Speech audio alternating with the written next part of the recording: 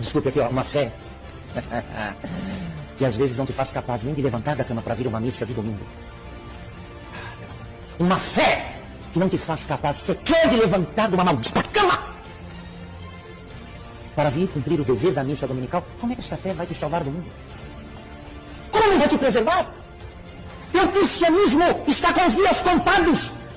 Vais prevaricar, vais apostatar, vais negar Cristo em nome de alguma facilidade, de alguma conveniência, de alguma vantagem, de algum poder, de algum prazer.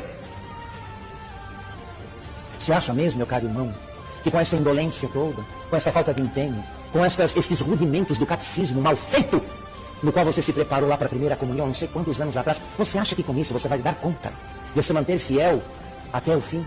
Haja vista que nosso Senhor nos alerta a esse respeito quando diz: quando o Filho do Homem voltar, achará fé sobre a terra.